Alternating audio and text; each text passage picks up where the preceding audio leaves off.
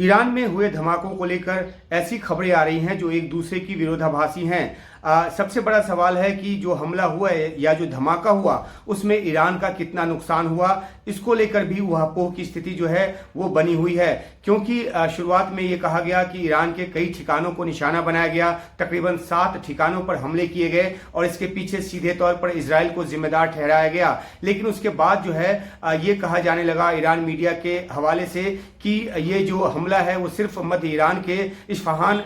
में हुआ है और वहाँ सिर्फ एक सैन्य ठिकाने को निशाना बनाया गया, रडार सिस्टम को निशाना बनाया गया और उसके बाद फिर ये तस्वीर भी आने लगी उस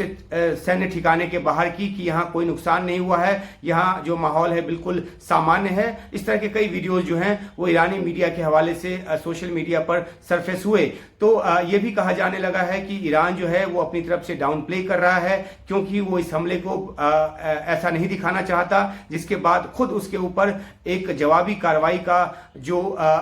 दबाव है वो बने। लेकिन सवाल यह है कि फिर जो धमाके हुए कैसे हुए। ये कहा जा रहा है कि इजराइल की तरफ से मिसाइल नहीं दागे गए बल्कि जो ड्रोन है उसका इस्तेमाल किया गया और उन ड्रोन्स को ईरान प्रतिरक्षा प्रणाली ने, जो वायु प्रतिरक्षा प्रणाली है, उसने हवा में ही नष्ट कर दिया और ईरान की जमीन पर आकर कोई धमाका नहीं हुआ, यह भी दावा किया गया। तो कुल मिलाकर अभी स्थिति यही है कि ईरान की तरफ से यह कहा जा रहा है कि हमला जो है वो बड़ा नहीं था और इसमें कोई नुकसान नहीं हुआ है। एक जानकारी ये भी आई कि ये हमला जो है उसमें बाहर का कोई तत्व जो है वो शामिल नहीं है बल्कि ईरान के भीतर से ये हमला हुआ। तो इस तरह की बातें जो है विरोधाभासी हैं, लेकिन सरकारी तौर पर जब तक कोई एक बात निकलकर सामने नहीं आती तब तक जो है ये ऊहापोह की स्थिति जो है वो बनी रहेगी।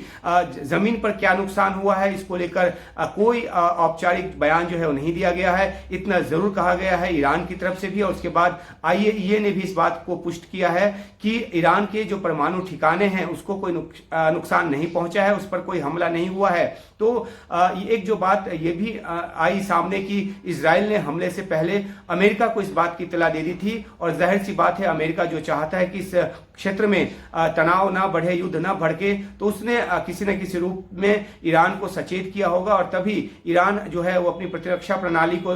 एक्टिवेट करने की बात कर रहा है और कई शहरों में प्रतिरक्षा प्रणाली जो है एक्टिवेट किया गया और उसके बाद ईरान की तरफ से दावा किया गया कि तमाम जो हमले हुए और खासतौर पे ड्रोन ही हमले थे, मिसाइल से हमला नहीं किया गया। ये भी बात ईरान की तरफ से निकलकर सामने आ रही है और उसमें भी नुकसान नहीं हुआ क्योंकि ज्यादातर जो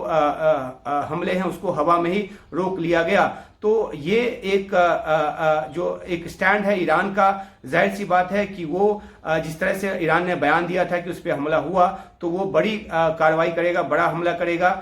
तो उससे भी वो बचना चाह रहा होगा। और ये भी एक असलियत हो सकती है कि इजराइल की तरफ से एक सांकेतिक हमला किया गया जिसमें ज्यादा कोई जो नुकसान है वो ईरान को नहीं पहुंचा है और ये सब इसलिए हो सकता है ताकि बात यहाँ आकर खत्म हो जाए, युद्ध जो है और ज्यादा न भड़के। जो सीधे तौर पे भड़कता हुआ ईरान और इजराइल के बीच नजर आ रहा है उस पर रोकथाम लगे। इसलिए इजराइल ने अपनी तरफ से जो एक कार्रवाई है वो भी कर दी और ईरान ने इस कार्रवाई को एक सामान्य तौर पर लिया है।